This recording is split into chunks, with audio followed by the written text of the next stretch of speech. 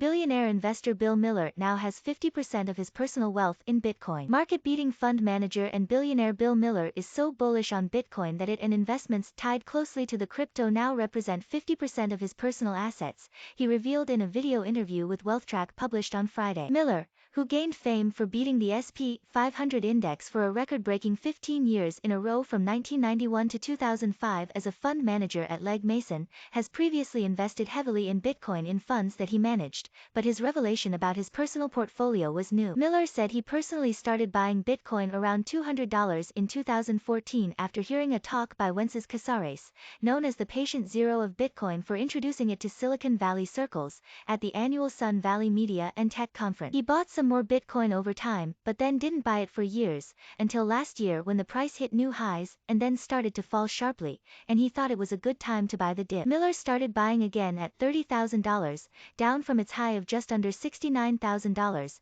reasoning that there were a lot more people using it, as well as VCs and others investing in it. Miller noted that a part of his personal Bitcoin investments was in companies tied closely to its price, such as Bitcoin miner Stronghold Digital and MicroStrategy, which holds billions of dollars worth of Bitcoin on its balance sheet. Miller said he thinks Bitcoin is best thought of as digital gold with a strictly limited supply, and that he's only recently allowed himself to be called a Bitcoin bull rather than just a Bitcoin observer, since he feels that it's now developed into a game-changing technology. Despite his own heavily concentrated position, Miller's advice for the average investor is to put 1% of their net worth in Bitcoin, reasoning that if you put 1% of your portfolio in it for diversification, even if it goes to zero, which I think is highly improbable, but of course possible, you can always afford to lose 1%. His main rationale for that advice is that Bitcoin represents a unique investment right now. I think the average investor should ask himself or herself, what do you have in your portfolio that has that kind of track record?